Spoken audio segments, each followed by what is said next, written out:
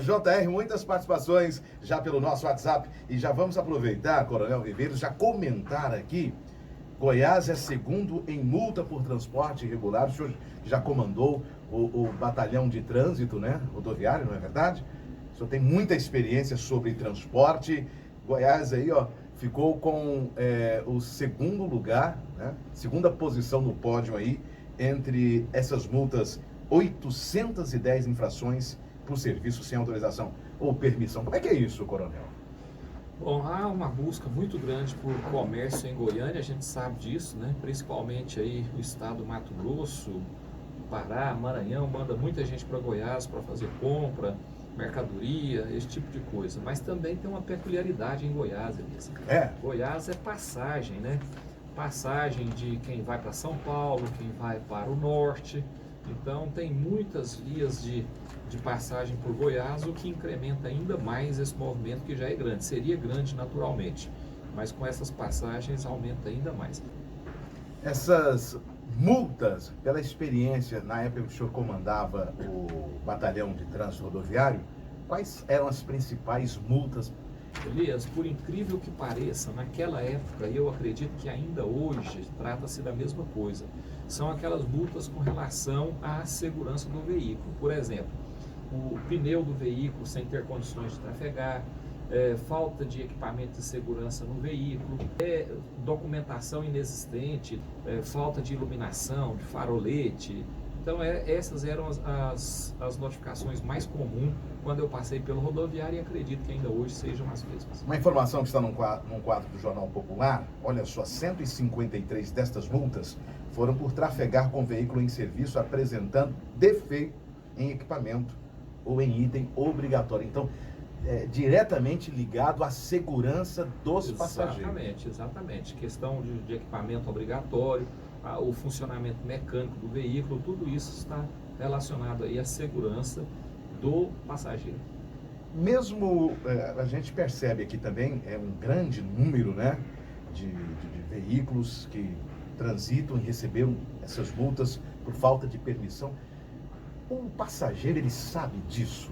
E, de uma maneira geral, o passageiro sabe que o veículo está clandestino, irregular? Como é que é isso? Olha, eu acho que é proporcional. Na verdade, a pergunta mais importante aí não é nem se sabe, é se interessa. Às vezes a pessoa vai, pega aquele veículo acreditando. Outras vezes é um habitual frequentador daquela empresa e ele sabe que são irregulares os transportes feitos, mas ele não se importa porque ele paga um preço menor. Coronel Viveiros, a Nazaré, que tinha mandado a participação em relação ao transporte, sobre a venda de passagens, né? Quero saber como identificar uma empresa clandestina para não comprar passagem, né? Então, realmente, ela não sabe. Normalmente, as empresas regulares, elas têm os guichês identificados lá na rodoviária. Fora disso, aqueles guichês clandestinos que são encontrados ali paralelos, principalmente na região da rodoviária, via de regra são irregulares. Pode ser que um caso ou outro não seja, mas nesse caso seria bom pedir a documentação de registro da empresa, porque eles são obrigados a ter esses documentos disponíveis lá para apresentar para o cliente. Essa é a recomendação que eu faço. Então, empresas que sejam identificadas e preferencialmente que estejam funcionando dentro do terminal rodoviário. Coronel Viveiros, o governo tem ultimato para divulgar a data de vacinação.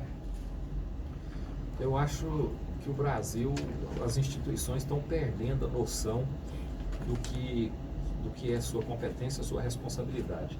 O judiciário está governando o Brasil agora, o judiciário não pode determinar, o judiciário decide num processo e aí nós temos que passar ainda pelas todas as fases possíveis.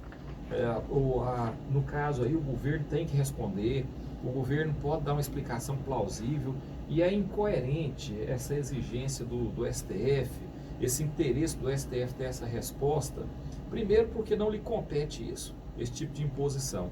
Segundo, porque é impossível o que estão querendo, eles querem uma data de início de vacinação e isso é impossível. Por quê? Porque não tem nem vacina disponível ainda, não tem vacina pronta, não tem vacina autorizada. Vem a vacina lá da Inglaterra, a Pfizer, vem de Oxford, vem AstraZeneca, tem várias vacinas aí para serem empregadas.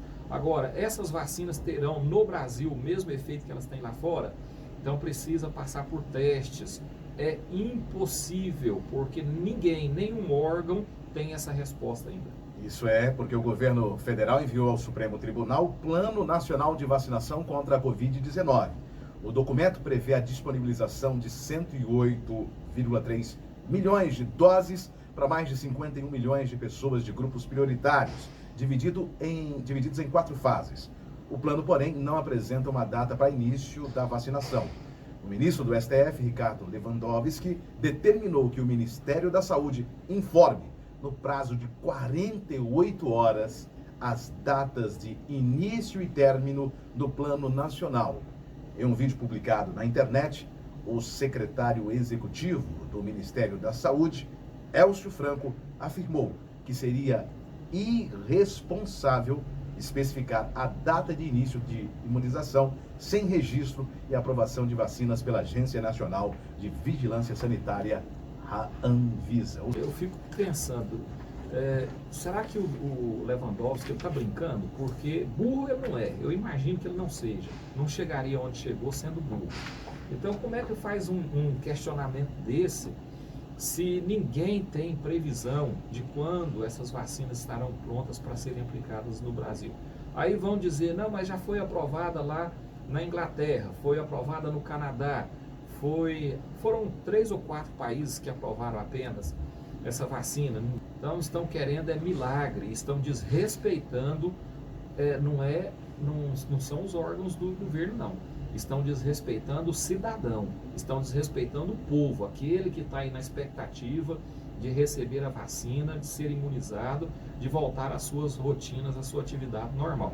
Isso é desrespeito, porque sabem que é impossível para qualquer pessoa determinar essa data. O Brasil é muito grande, existe uma dinâmica aí diferenciada. Você não pode pensar numa logística para levar vacina lá para o Amazonas, a mesma logística que vai utilizar para levar para São Paulo. Então são situações totalmente diferentes, existem vacinas diferentes, vacinas com índice de resultado positivo aí, ou de eficácia de 90%, de 70%, de 70% a 95%, temperaturas diferentes de armazenamento, período diferente de armazenamento. Então tem vários fatores que influenciariam aí esse projeto. É importante dizer que a população carcerária foi excluída do plano inicial de vacinação contra a Covid-19. O nosso ouvinte participa conosco agora, o Rui, diz o seguinte, ele disse que acha errado, né, essa programação de vacinação prioritária para pessoas privadas de liberdade. Atualizando a informação, Rui, já foi excluído esse grupo aí da vacinação prioritária. Ele questionou, né, caso isso acontecesse, dizendo que é hipertenso, disse, eu vou ter que esperar eles serem vacinados? O que vocês acham? Se permanecesse, qual é a sua opinião, Coronel Viveiro, se permanecesse os encarcerados como grupo prioritário?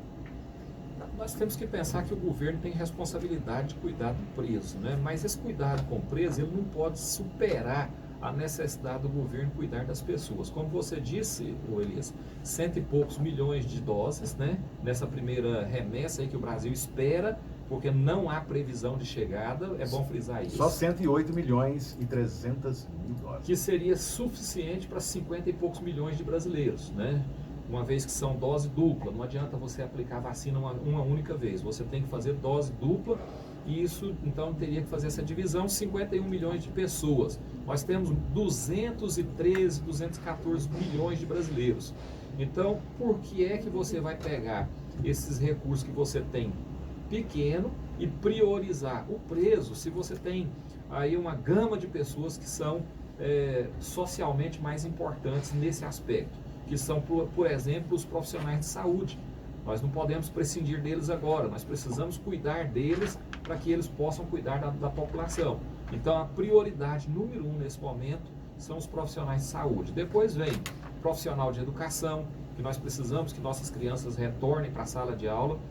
Nós precisamos aplicar também em outros profissionais da área que atende a demanda da população, mais próximo da população, como, por exemplo, os funcionários de supermercado que não pararam, os funcionários de farmácia, e por aí vai. Então tem uma ordem de prioridade que precisa ser atendida e encarcerados não está nessa relação, bem fez o governo.